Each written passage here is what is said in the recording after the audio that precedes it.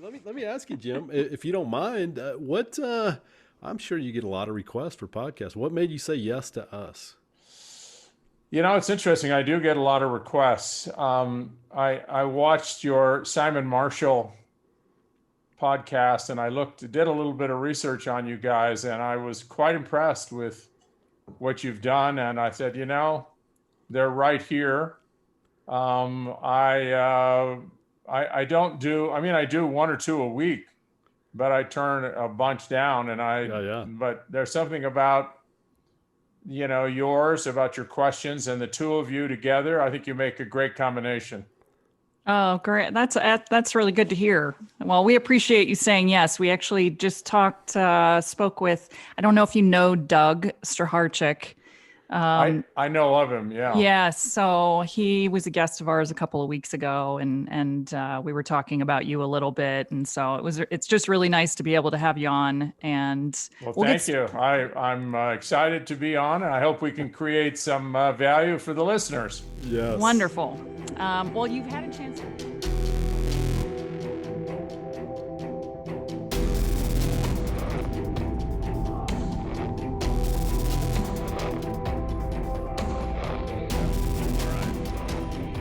We are honored and humbled to welcome Jim Loehr to the Forge.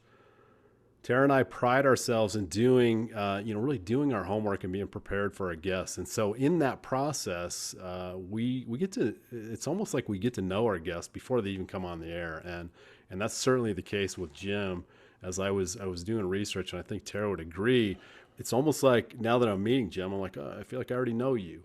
And one of the things that came out of that research is I'm like, man, Jim and I could sit down. I don't know, Jim, if you're a beer drinker, but we could sit down and have a couple beers because I think there's a lot of things that we have in common or we think alike. And I know Tara's right there with me. All the way up to including I'm writing a book right now, and you're going to love this, Jim. I'm writing a book right now. One of the chapters is talking about heroism. And you know who I use as an example? Captain Sullenberger. Oh, And I'm Sully. like, I Sully. feel like, Jim, I'm going to have to throw my chapter away or rewrite it. But that just kind of gives you an idea. I love that we are aligned on so many things. So, Oh, that's great. Fantastic. maybe some of that'll come out today. So let's get this party started. Let me ask you this, Jim, because I'm really curious. You just mentioned off the air that you get, I think you do one or two podcasts a week. If I were to ask you, how many podcasts have you been on? What would be your guess at that? I'm not even sure. I've started doing a lot of them since the release of the book, Leading with Character. And the reason I really wanted to, the last couple of years of my life, and in particular the last 10 years, the last decade of my life has been devoted to try to understand the role character plays in human performance. And it's such an area of kind of unusual conclusions for most people. It was for me. It was a surprise to me that the data we collected at the Human Performance Institute there was nothing in my training as a psychologist or anything else that led me to this space. I love data and I love big data sets and looking at trends. And it was the data that led us there. So I would say since the book was released, I probably do two or three a week, and it was released right at the first of the year. So, I've never done so many podcasts as I have during COVID-19. It's like everything is remote. I'm doing keynotes and everything else remotely. And I've always loved connecting, kind of in person with individuals. But, we adapt, and I now can kind of feel at home and try to sense what the audience is like and what's going on. You have a little bit of that interaction, but it has been a sea change for just about everybody, I think. And it certainly has been in the way I intersect with people who are interested in the area that I'm really exploring in my own life, professional life. We've never done so many podcasts either since COVID-19, Jim. It's when we started. Yeah. I think what us is there, and like everyone else. 2 million of our friends are all doing podcasts. You know, Jim, I had the opportunity to go back and read one of your older books, and that's the Toughness Training for Sports. And you've had the really great pleasure of working with so many number one athletes. In fact, I think 17 number one athletes throughout your career. You talk a lot about gold medal speed skater Dan Jansen, one of my absolute idols since I was a little girl, which is tennis great Chris Everett. I was absolutely obsessed with her, and many more. And you know, with the stories that you must have with working with these athletes, we're just curious. Do you have a favorite story of a very challenging person to work with, or maybe an exceptional outcome that you were just so proud of where they came from and where they went that you might share? You know, probably my favorite story is the Dan Jansen story, because that was against all odds. And everyone said he will go down as the greatest choker in sports history, that he was the most talented speed skater on the planet. And he proved it over and again, except when it came to an Olympic venue. And he was one of the most extraordinary human beings. Some people you just really like. And he's just a good person, a good family person. He cares about people. And when he was kind of dethroned from his mission on the death of his sister on the very day of his 500-meter race, and he fell to the ice, and then he fell again in the 1,000. And thus began the saga of the Heartbreak Kid. And he then, his agent called me and said, if you don't intervene, this is going to be a tragic ending for him, because he can't get this, you know, this really curse off his back. And so I said yes. I'd never worked with a speed skater. I'd worked with pair skaters and figure skaters and a bunch of other people on ice and lots of hockey players, but never a speed skater. And you know, we really started working on trying to understand what it would take for him to leave all the baggage behind. And it was a huge lift for him. And he did I have every single one of his training logs for 2 years. And every single day he committed to try to bring a whole new perspective to himself.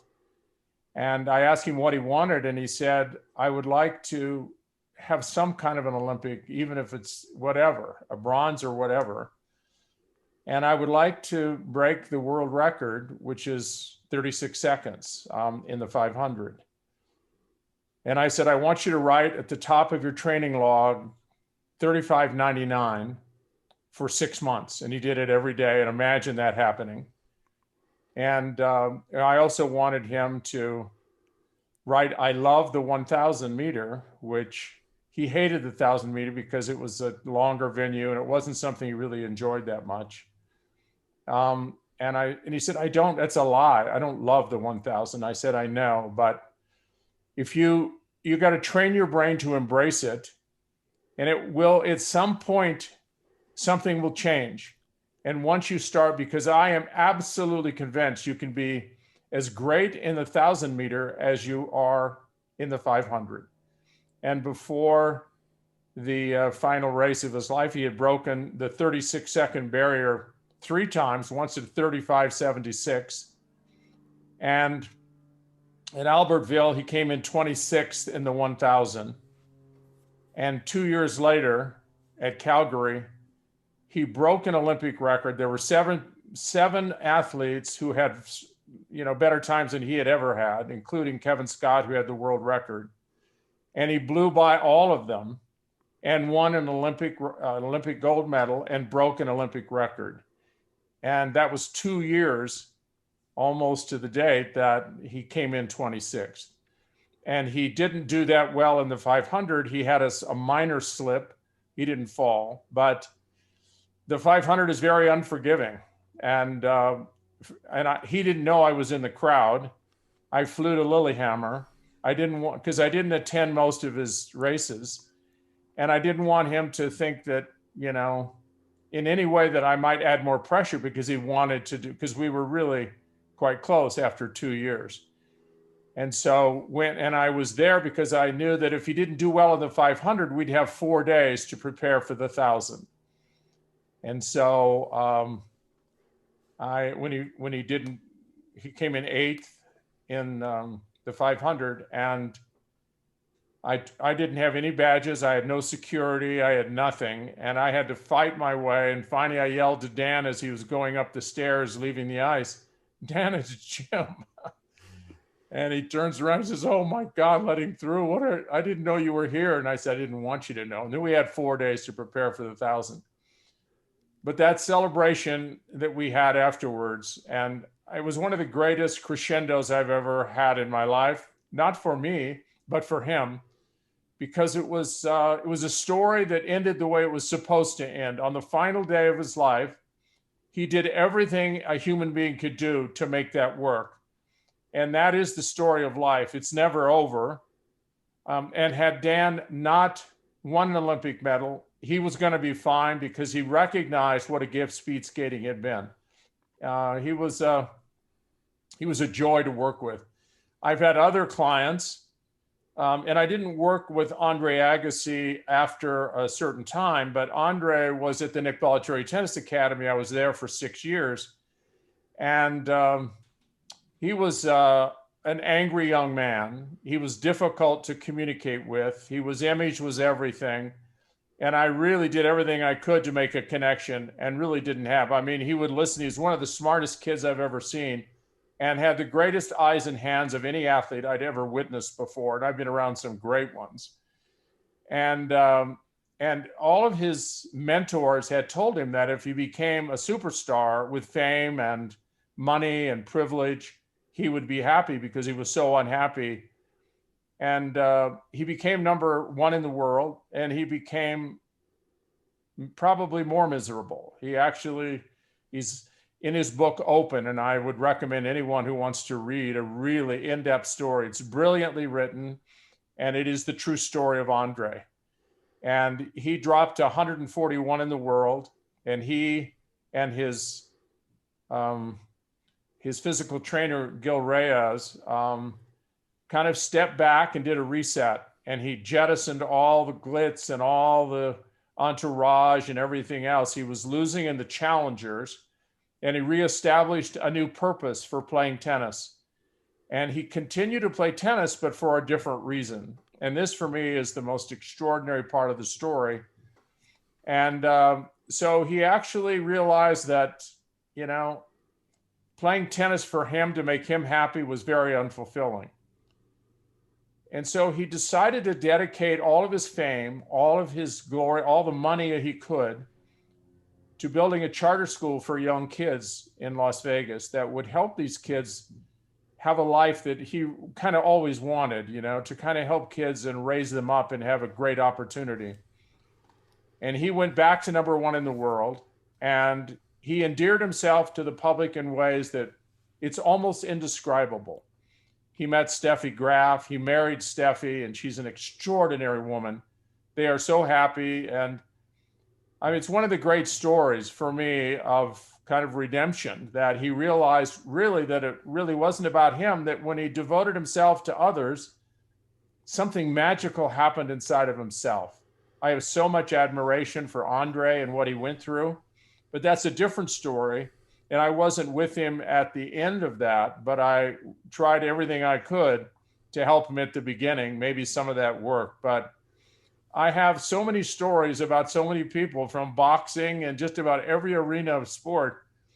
And all those people are etched in my mind. I still remember vividly almost every detail. And I feel very fortunate, because it is their lives that help me learn about how the human system is engineered.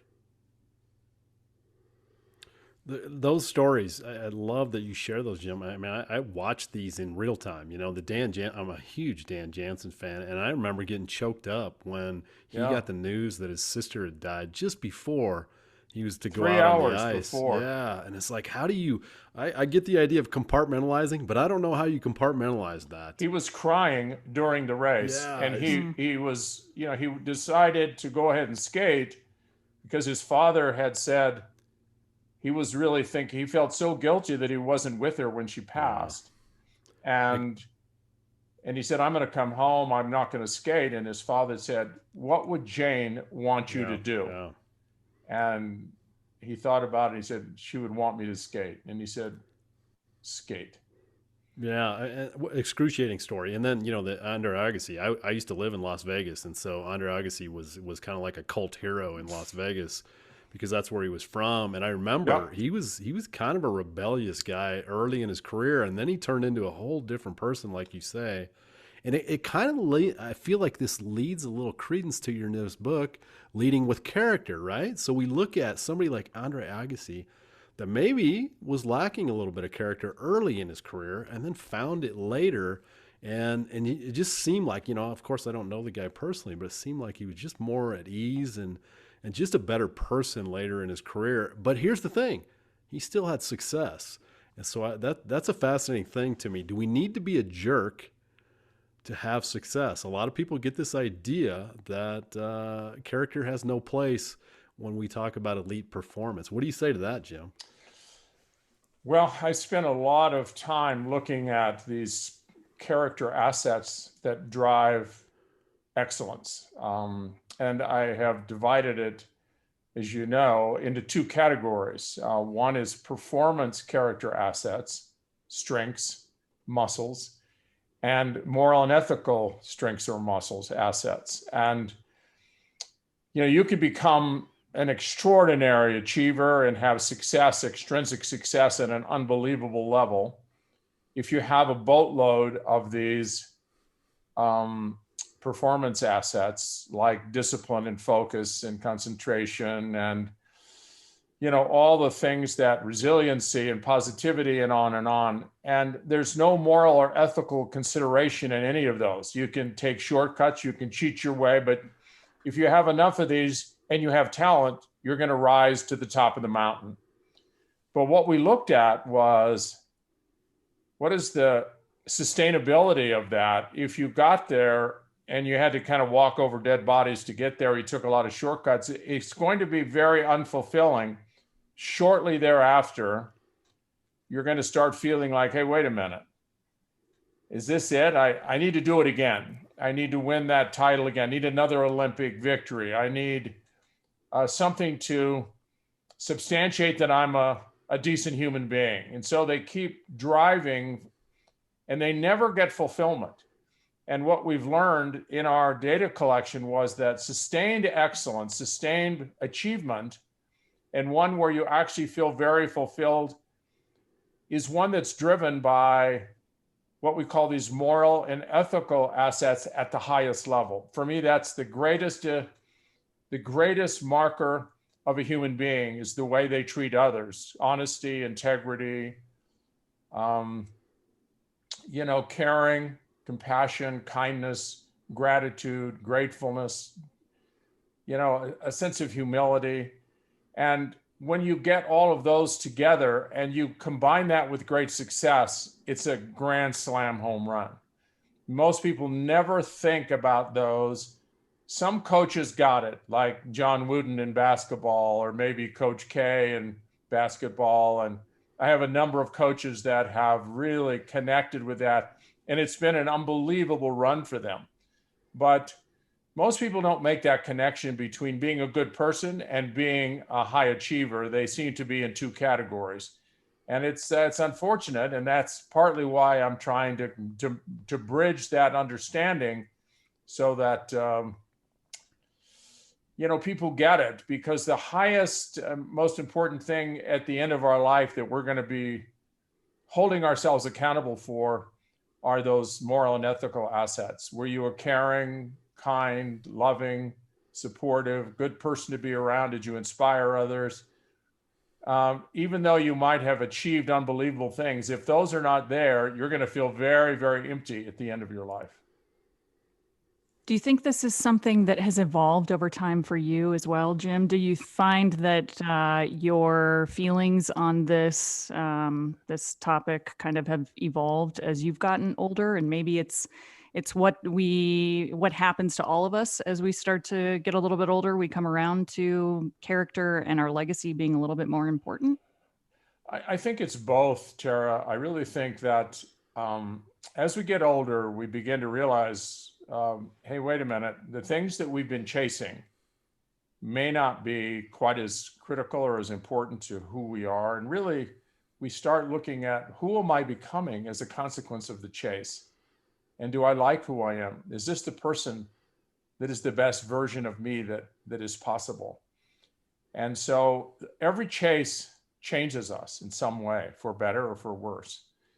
And then the other thing that surprises me, I never dreamed, as a psychologist who, really co-developed the Human Performance Institute, and we were all about performance. I mean, we made money when people did these extraordinary things.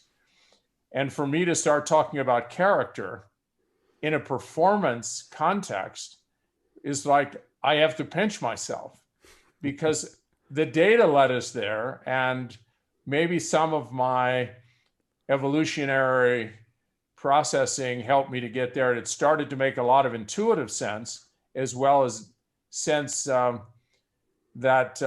there's a really interesting area of science that's helping to clarify a lot of this. But even evolutionary forces, I'm convinced that, we are who we were, and our ancestors, in order to survive, had to bond together and had to create a connection, a support, a taking care of one another. Because if you didn't, your group may not have the food or the shelter.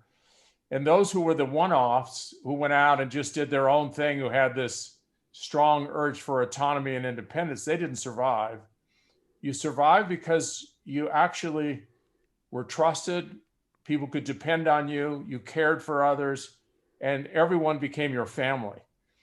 And that, I think, is deeply embedded in our DNA today. And I call it the hidden scorecard. And if you don't really address that, and I spent years at the Institute trying to get at that, what was that all about? Because people felt unfulfilled, even though I had had the most miraculous careers, and they were the shining star beyond anything they'd ever hoped that they could get to. And they were deeply unfulfilled in some way. And so we started going into that and asking people, really, at the end of your life, what's going to matter? What do you want on your tombstone? How do you want to be remembered? And almost never did they say that I was a 3-time Olympic champion, or that I won 4, major events in golf, or I won Wimbledon in tennis, or whatever it is. What was important at the end of their life were things that they never actually even thought about that much. That you cared for other human being, and as you've heard many times being said, that people may forget you or forget your name, but they'll never forget how you made them feel. And whether your children, your spouses, your connections, you have an impact on every single person that you meet in some way. And the accumulation of that over time becomes your legacy. And that will be the scorecard that you will hold yourself accountable for at the end of your life. And most have no idea that that is actually the ultimate marker of a truly successful life in their eyes at the end. Yeah, I appreciate that you call it a hidden scorecard, because here's the deal. Both Tara and I work with younger folks. We both work at the university, and so we get to see the world through their eyes a little bit. And I also know what I was like back, when I was 20 something. Me And too. that wasn't my scorecard. That wasn't my scorecard, Jim. I was looking at, I can't wait to make my million. And, I was ambitious and I wouldn't say I was a jerk, but I was selfish. I wasn't really out to help anybody else. It was about me getting to the top of the mountain, not helping somebody else up the top. I think that's the story of all of us. And, Well, I think that's a can we great, can we get great that point. message? Can we What's get that that? message through to the younger generation? Figure this out now. Don't wait till you're as Earlier, old as yeah. me. That's the whole point. I'm starting I have a couple initiatives called the Youth Performance Institute, where we're trying to get these messages to youth at the earliest possible stage. I work with a number of young people now, as young as 9 and 10, and I'm blown away by how they suck up these messages and how they actually internalize them. I have a young boy who was in a terrible accident and an extraordinary athlete, and he thought his life was over because his body was very, very severely damaged in the accident. And but he's really gone into the sense of purpose and dedicating himself, and I mean the transformation is hair raising. And I think the earlier we can get, but parents have to understand this as well, because they're all duped into thinking that if they are going to be a successful parent, they'll be held accountable for how high their son or daughter achieves these extrinsic markers, how much money they make, what neighborhood they live in, what cars do they drive, what kind of educational degree they have. That's how they're going to judge their success as a parent. But when it gets down to it, those are not the markers at all that will be really the ones that they'll be held accountable for at the end of their life. It'll be something very different. How do we begin that conversation with younger people? I mean, how would you coach that first step into, and when I say younger, I don't mean you're talking about much younger, but as Ron mentioned, the young folks in their 20s, how do you begin that conversation, do you think, about switching from the achievement scorecard mentality, because that is so important to a lot of us in our 20s, to at least making some space for the hidden scorecard? And can you just dig in just a little bit more on exactly what your concept is behind the hidden scorecard? Yeah, I mean, we love scorecards. Without us, we need something to measure whether we're going in the right direction or not. And society has pretty much determined the scorecard we're all going to use. And that is, money, fame, attention, extrinsic, if you can get to have an advanced degree from an Ivy League institution and on and on. And parents are all caught up in it. And they say that over and over again to their kids. And yet there are very few forces that are actually operating that are tangible that would suggest that your character as a person is by far more important than your achievement. And so it really requires a reordering of all the inputs that people have in their lives. And as parents get really into this, they begin to see it. And what I probably spent 30 to 50% of my time I'm working with athletes, I end up working with the parents. And once they get it, they can have the influence that they really want to have on their sons and daughters, because they're often the ones that are pushing extreme measures to succeed at any price, even if it means cheating, even if it means being, almost abusive on the part of parents, or, taking whatever shortcuts are necessary for them to get to the top of the mountain. Getting to the top of the mountain is the scorecard that represents success as a parent and success as a boy or girl. So we have a lot of conditioning that we have to kind of go against. And so what I do with young folks, as well as anyone, there's a quote by Mark Twain, and that is, the two most important days in your life are the day you were born and the day you found out why. And I say this to young kids. I say, Life without a purpose or the wrong purpose becomes a nightmare, a complete nightmare. It leads to chaos. If you don't have anything, if you had no purpose for today, nothing that actually is motivating you to do anything, and that becomes, it's often what happens to people in retirement. They literally come apart because they don't have a purpose.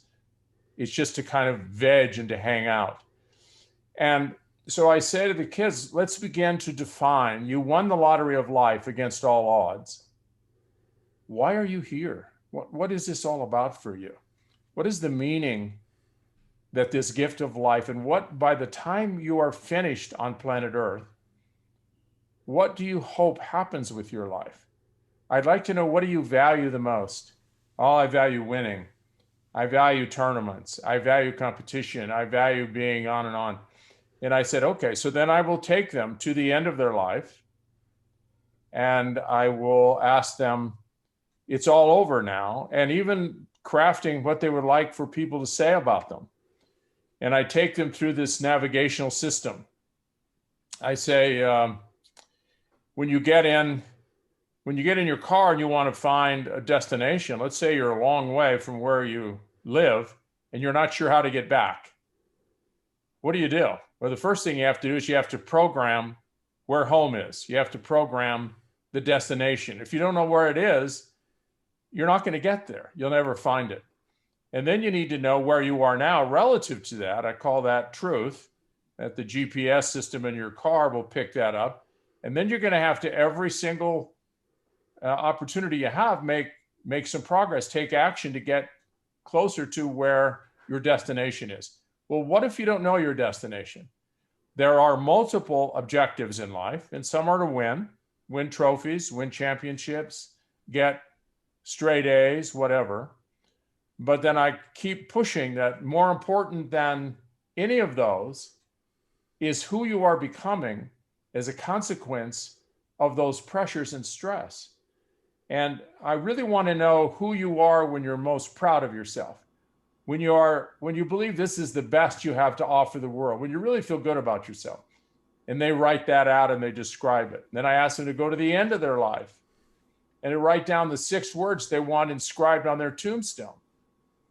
And that those are the things that most they want to be remembered for. And nobody puts down titles or anything extrinsic. And that begins to reset what I call their calibration. And I say, we're all trying to get home, all of us. But if you don't know where home is, it's really hard. You probably won't find it. And I can guarantee a home is not going to be winning titles. But what if you made winning titles and all the stress, if you kind of recruited all of that stress and turmoil and challenges and adversity and really disappointments into becoming a person of extraordinary performance and ethical character. And then if you become number 1 in the world, it's icing on the cake. And if you don't, the sport experience was magnificent for you. Dan Jansen would have been half the person had not he gone through all that adversity and risen above it. And he actually used it to grow up and become a more responsive, reflective, a better son, a better father, a better parent. And winning a gold medal was icing on the cake. And for me, that's the recalibration that young people need to be exposed to often. And you've got to get the parents putting in, and even the coaches. Coaches, I spend endless hours working with coaches, trying to help them understand what an unbelievable opportunity they have for teaching character through sport. And that if they get it right, the kids will win more, but they'll win in a way that sustains itself throughout their lifetime. So it's like we've got to change a lot of what society has conditioned us to believe is true success. Yeah, boy, I'm tuning into a word that you've used a lot here. I love everything you're saying, by the way. But one word you're using a lot that it's a word that I also gravitate toward is fulfillment. I don't like the word happiness. I feel Right. like happiness is way too abstract. It's different for everybody. And what does that look like? And I say, and I'm not the first to say this, but if we find fulfillment, happiness will come along for the ride.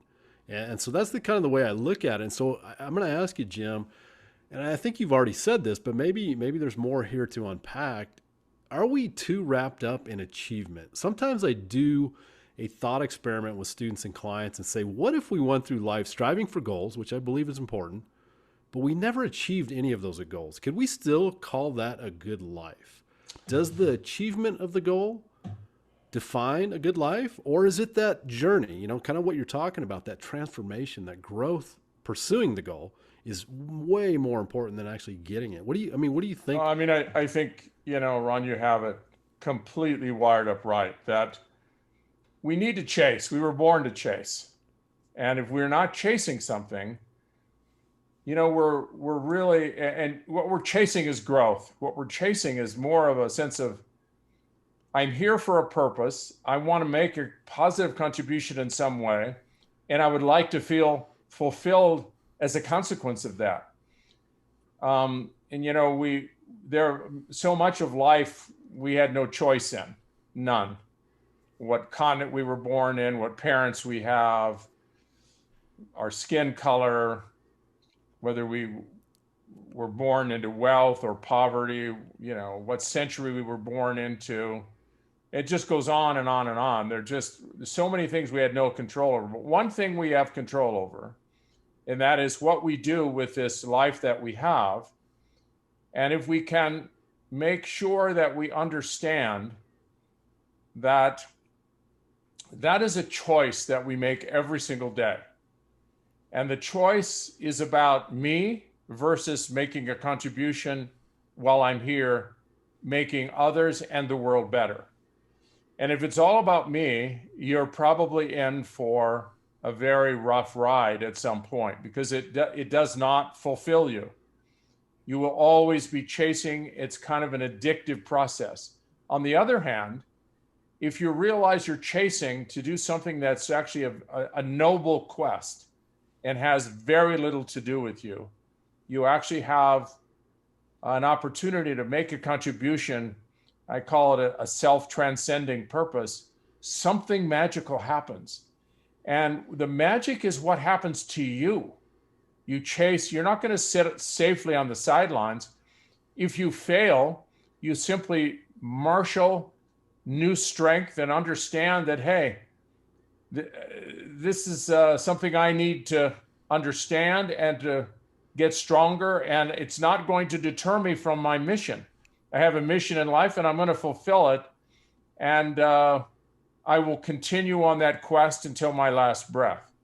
So you actually find that obstacles actually create opportunities to grow and to find new strength that you never would have had. I wrote a book called Stress for Success. Everyone thought I was completely nuts because it was produced so many years ago.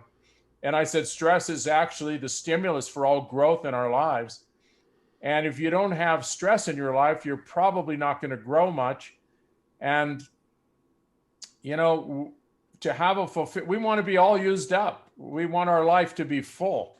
We want to be going after something to make sure that, the whatever length of time I was here, I dedicated myself to something that was truly, giving the world an opportunity to be slightly better because of my presence. That there's something here that I added to planet Earth. And in that understanding comes a great sense that, I have value. There's something valuable in me, and I am going to continue that as long as I can. And so for me, I want to keep chasing. And I want to continue to grow and understand, because so much I only wish I had known what I know now when I was beginning this company, or even earlier when I was doing all this data collection. But it took years. And now I'm thinking, if it took me this long to learn it, why don't we give it back in ways that, people don't have to wait, 40 or 50 years to get this this Rubik cube figured out, because it's so contra to how we are raised and what we have come to be kind of normal in the everyday life. This is kind of what we're supposed to do. We're supposed to chase and find fulfillment in, meeting our own needs and accumulating as much as we can before we leave.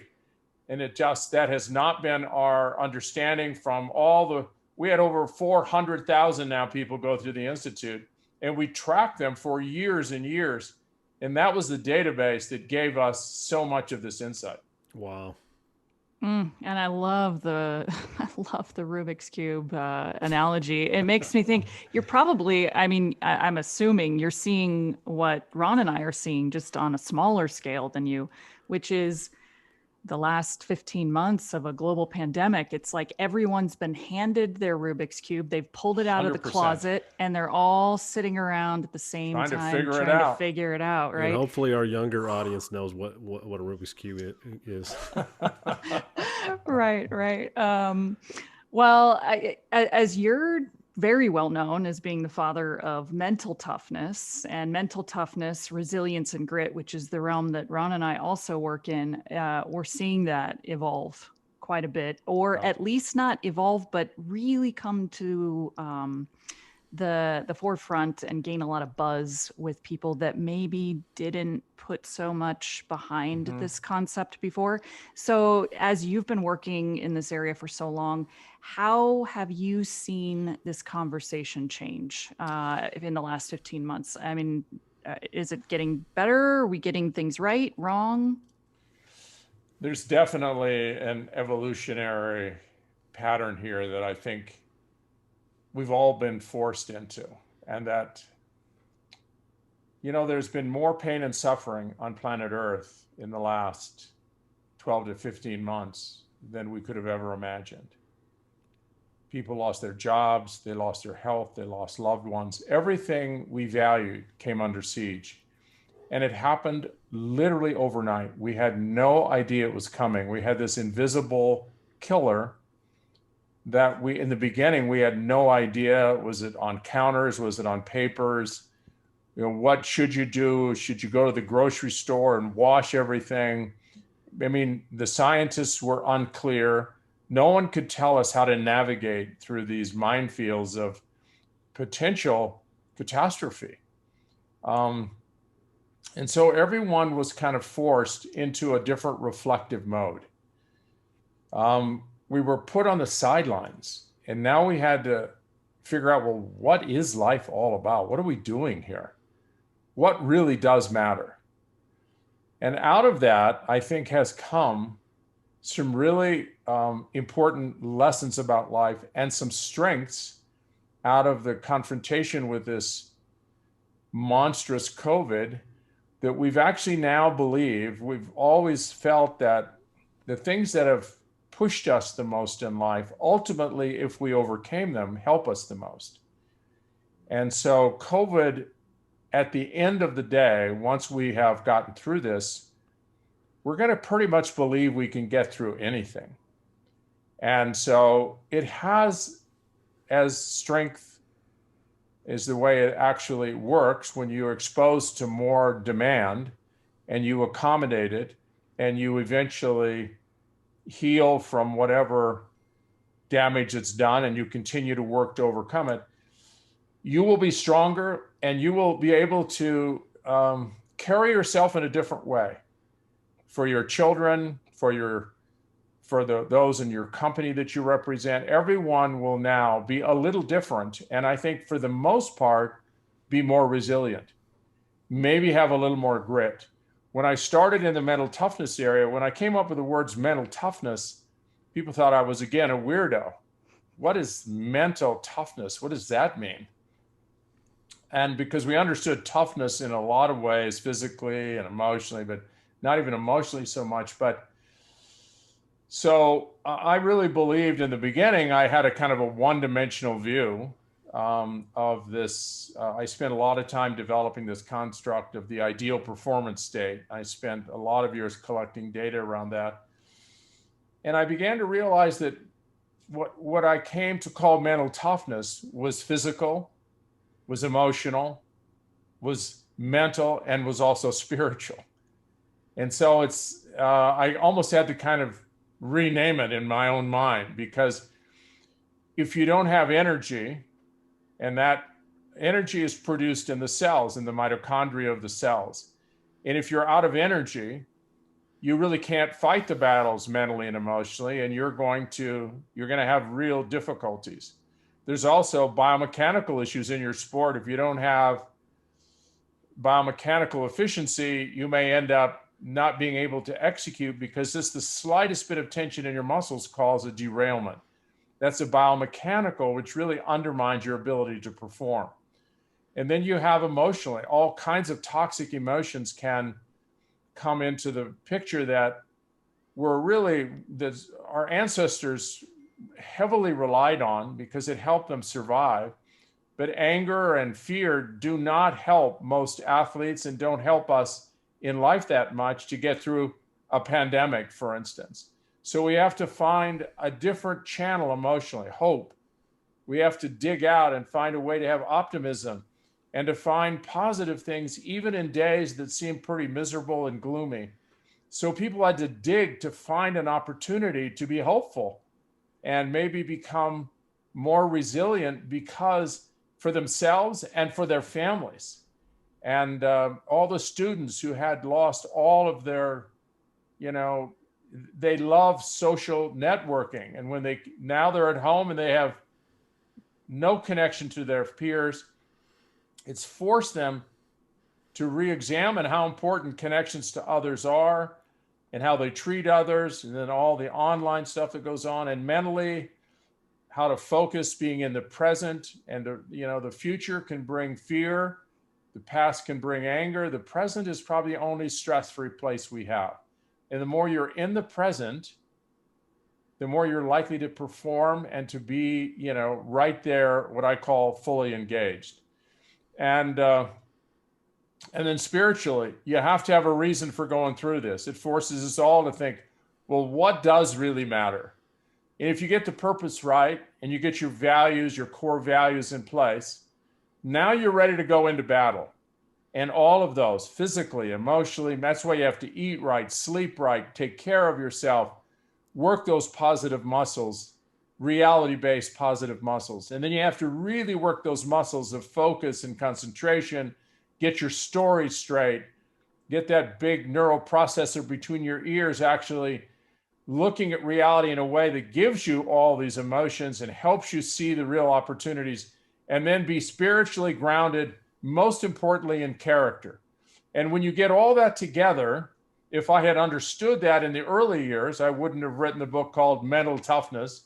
It would have been, it's a holistic construct that actually we're all working on every day. And it's the most important thing we do as human beings, is to be able to go into tough situations and really, most importantly, lead with our character, make sure that we are mobilizing our thinking and this great capacity we have for abstract thinking and for understanding the way the world works, and creating stories that really, really resonate with our deepest values, and then summon the emotions, and then take care of ourselves, not so that we really can meet our own needs, but because we want to make a contribution in the world. And that's why we're going to fight through this pandemic, or fight through this adversity, this accident, the death of a family member. We're not giving up.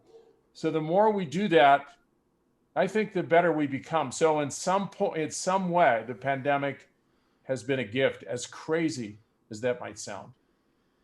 No, totally agree. Yeah. Yeah.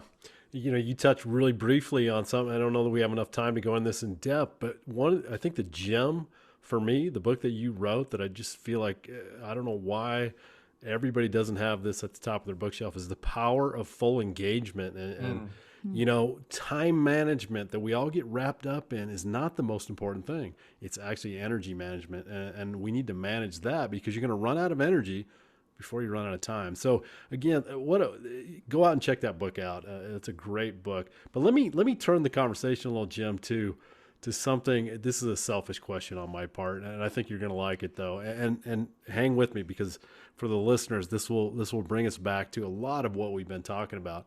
You and I, Jim, are both really big fans of the same movie. Lonesome Dove is one of my favorite movies ever, and even beyond that, Lonesome Dove. If you haven't seen it, please go out and watch it. But Robert Duvall as Augustus McCrae, he's the greatest. He's the greatest actor for me, and that he literally just loses himself in that part. He becomes Gus. Nobody could play that part better. Nobody could play that part better. He was Augustus McCrae. And so that Robert Duvall is one of my favorite actors, and I think that was his best role ever. And so let's turn this. We talked a lot about legacy. We talked about what's it going to be like at the end of your life. And so the best quote, to me, the best quote in the movie Lonesome Dove is just before Gus passes away. He's laying in bed, and he's talking to his partner, Captain Call, and he says, "By God, Woodrow, it's been quite a party, ain't it?" And that's the last words he says as he passes away. And so I'm going to throw this. This is a little bit of a heavy question, Jim. Let me throw this to you. If you had control over that, what would be the last words you would say? That's that's a great question. It's a very it's a tough question to come off right at the top of my head, but I would say something like, I just hope I was worthy of this gift, the gift of life. I remember in Saving Private Ryan at the end of that movie, when all those men died to try to save him, and when he was there in that cemetery, and he said, he's just weeping, and his wife comes up to him and says, "What's the matter?" And he says, "I just wonder,